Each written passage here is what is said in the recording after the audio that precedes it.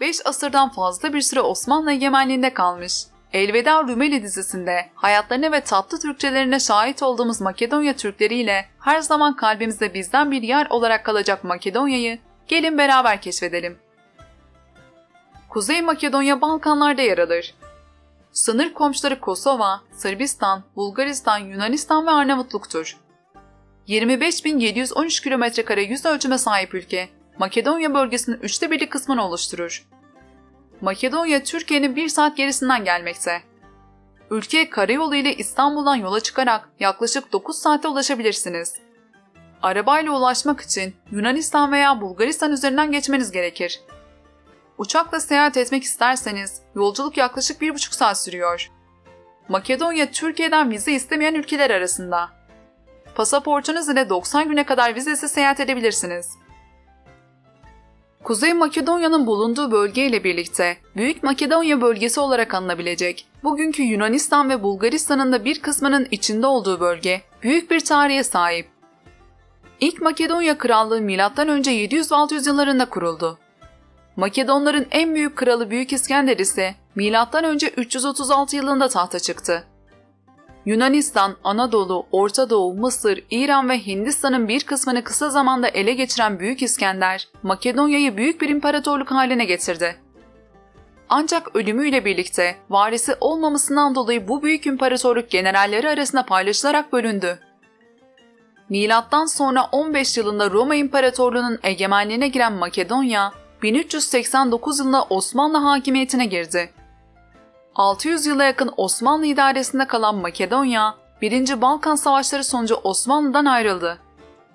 1. Dünya Savaşı'nın ardından Yunanistan, Sırp, Hırvat, Sloven krallıkları ve Bulgaristan tarafından pay edilen Makedonya, 2. Dünya Savaşı'nın ardından Yugoslavya Federasyonu içerisinde yer alan 6 özerk devletten biri oldu. Ve 1991 yılında Yugoslavya'dan ayrılarak Makedonya Cumhuriyeti adıyla bağımsızlığını ilan etti. Yunanistan ve Makedonya arasında tarihten beri süregelen birçok anlaşmazlık var. Makedonların kökenleri kesin olarak bilinmemekle birlikte Yunanlar ve Makedonların aynı ırktan geldiği söylenir. Ancak Yunanistan bunu hiçbir zaman kabul etmedi. Makedonların antik Yunan medeniyeti, Büyük İskender ve Yunan tarihi ile ilgileri olmadığını iddia edip ülkedeki bu tabirlere dair her göndermenin kaldırılmasını istedi.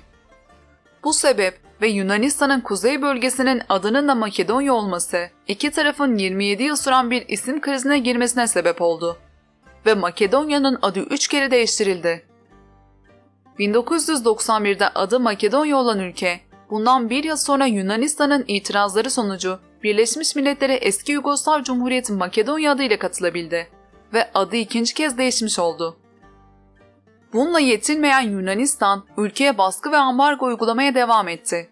Makedonya'dan antik Yunan mitolojisinin güneş sembolü bayrağından kaldırmasını istedi. Ülke 1995 yılında güneş figürünü değiştirdi ve bayrak bugünkü halini aldı. 2018 yılında Makedonya ve Yunanistan arasındaki isim krizi son bularak ülkenin adı Kuzey Makedonya Cumhuriyeti olarak değiştirildi.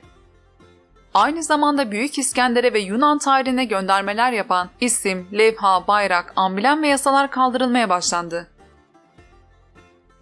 2002 yılındaki sayıma göre 2 milyon nüfusa sahip küçük bir ülke olan Makedonya, tarihsel süreçle birlikte içerisinde birçok etnik grubu barındırmakta. Makedonlar ülke nüfusunun %64,2'sini oluşturuyor. Hemen peşinden gelen Arnavutlar %25'ini, Romanlar 2,6'sını, Sırplar ise nüfusun %1,8'ini oluşturuyor. Makedonya'nın Osmanlı İmparatorluğu hakimiyetine girmesiyle Anadolu'nun Aydın, Konya, Karaman ve Maraş gibi yerlerinden bu bölgelere iskan edilen ve neredeyse 600 yıldır varlıklarını sürdüren ve Arnavutlardan sonra Makedonya'nın en büyük ikinci azınlık grubu olan Makedonya Türkleri ise 77.000 kişiyle nüfusun %3,85'lik kısmını oluşturuyor. Ülkedeki etnik yapının fazlalığından dolayı sürekli ertelenen ancak 2021 Eylül ayında yapılabilen ve 2022 yılında açıklanacak yeni nüfus sayımına göre Türklerin nüfusunun en az %7 olduğu düşünülüyor. Makedonca ülkenin resmi dili. 2019 yılında nüfusun %20'sinden fazlasını konuştuğu Arnavutça da resmi diller arasına eklendi. Türkçe, Boşnakça, Sırpça, Romanca da azınlıkların kullandığı diller arasında. Makedonya nüfusunun %64'ünün dini Hristiyanlık. İslam ise %34'lük oranla en yaygın ikinci din. Ülkedeki Müslümanların büyük çoğunluğunu Arnavutlar oluşturuyor. İkinci çoğunluk Türklerken Makedon ve Slav asıllı Müslümanlar da bulunmakta. 8 bölge, 20 şehir ve 84 bölgeden oluşan Makedonya'nın başkenti Üsküp. Tarih boyunca birçok farklı medeniyete ev sahipliği yapan Üsküp, 550 bin kişiyle ülkenin en kalabalık şehri. İstanbul'un fethinden önce 1392 yılında fethedilen Üsküp, Osmanlı tarihi açısından çok önemli bir şehir. Taşköprü, Üsküp'te Osmanlı izlerini yansıtan en önemli sembol. Fatih Sultan Mehmet Köprüsü olarak da bilinen, şehrin sembolü olarak gösterilen Taşköprü, Üsküp'ün modern şehir merkeziyle tarihi Türk çarşısını birbirine bağlıyor. Her bir sokağa tarihe tanıklık eden, yerli halkın ve yabancı turistin en uğrak adresi olan Osmanlı döneminden kalma asırlık Türk çarşısı ise Üsküp'ün en büyük yaşam alanlarından biri. 14. yüzyıldan günümüze kadar gelmiş Türk çarşısı, Osmanlı'dan kalma camileri, geleneksel restoranları, han ve hamamları ile Orta Çağ ve modern zamanın birleşimini oluşturan bir film seti gibi. Çalışanlarının bir kısmının Türk olduğu, büyük bir kısmının da Arnavutlardan oluştuğu bu çarşıda Türkçe sözlerden Türk mutfağına kadar bize ait ne varsa bulabilirsiniz. Çarşıdaki esnafın hemen hepsi Türkçe biliyor. Türkçe konuşanların büyük bir kısmı Arnavutlardan oluşuyor. Kısacası Türk çarşısı size Türkiye'den uzakta olduğunuzu hissettirmeyecek özelliğe ve güzelliğe sahip. Türkler Makedonya'nın birçok bölgesinde dağınık olarak yaşamakta. Osmanlı döneminde Konya Karaman yöresinden Makedonya'ya yerleşen Yörükler, 6 asırdır Doğu Makedonya'da bulunan Radoviş bölgesinde Koca Ali ve Ali Koç köylerinde kimliklerini ve kültürlerini koruyarak yaşamaya devam ediyor. Yörük Türkleri aradan geçen 600 yıla rağmen kültürlerini, dillerini, eski gelenek ve yaşam tarzlarını hala sürdürüyor. Kadınlar özel günlerde geleneksel kıyafetlerini giymeye devam ediyor. Doğu Makedonya'nın yüksek dağlarında yaşayan Yörükler, hayvancılık, tarım ve tütün ekerek geçimini sağlıyor. Burada yaşayan Türkler kültürlerini korurken birçok açıdan da geri kalmış durumda. Türk İşbirliği ve Koordinasyon Ajansı Başkanlığı ya da kısacası TİKA bu bölgelere okul, ulaşım ve elektrik altyapısı gibi konularda yardımlarda bulunuyor. TİKA'nın Makedonya genelinde de birçok yardım projesi var. Makedon, Arnavut, Türk, Roman ve daha birçok etnik grubun ve dini çeşitliliğe sahip insanların bir arada yaşadığı ülkenin kültürüne ve yaşantısına bakarsak, herkes birbirine saygılı. Ama yine de etnik yapı, siyaset ve ekonomi hakkında konuşurken dikkatli olmakta fayda var. Güvenli bir ülke olan Makedonya'da genel yaşantı oldukça sakin. Akşam 5'ten sonra çoğu iş yeri kapanıyor. Hristiyan kesimin yaşadığı bölüm modern ve gelişmiş bir Avrupa kentini andırırken, Müslümanların yaşam alanları daha mütevazı ve geleneksel bir yapıda. Ekonomisine bakacak olursak, Makedonya nispeten küçük bir ekonomiye sahip. Ekonomisi büyük ölçüde tarıma dayanırken hizmet sektörü de ön planda ve son yıllarda sanayide gelişim göstermekte. Yaklaşık %16'lık işsizlik oranıyla Avrupa'da işsizliğin en yüksek olduğu ülkelerden biri. Yıllarca etraftaki kaostan etkilenen ve Yunanistan'ın baskı ve ambargolarına maruz kalan Makedonya, yatırımlar açısından Avrupa'ya bağımlı bir konumda. Ülke %10 ile Avrupa'daki en düşük vergi oranlarından birine sahip. Bu vergi oranı ile yabancı yatırımların artırılması, ekonomik büyümenin sağlanması ve işsizlik oranının düşürülmesi hedefleniyor. Ayrıca ülkeye gelen yabancı yatırımcılar 10 yıl gelir vergisinden muaf tutuluyor. Makedonya'daki yatırımların %38'inde Türk yatırımcılar oluşturuyor. Ülkede birçok şubesi bulunan Halkbank da Makedonya'nın en büyük 4. bankası konumunda. Bir Türk lirası 5,75 Makedonya dinarına eşit. Ülke $6.650 kişi başı gelirle dünyada 108. sırada yer alıyor.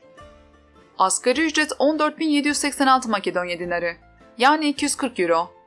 Türkiye ile asgari ücreti hemen hemen aynı seviyedeyken ülkenin alım gücü Türkiye'den daha yüksek. Kiralar evin konumuna göre aylık ortalama 4.000 veya 5.000 dinar. Market fiyatlarına örnek verecek olursak, ekmek 15 dinar, bir paket makarna 20 dinar, 1 litre süt 40 dinar, 1 kilo etin fiyatı da ortalama 370 dinar.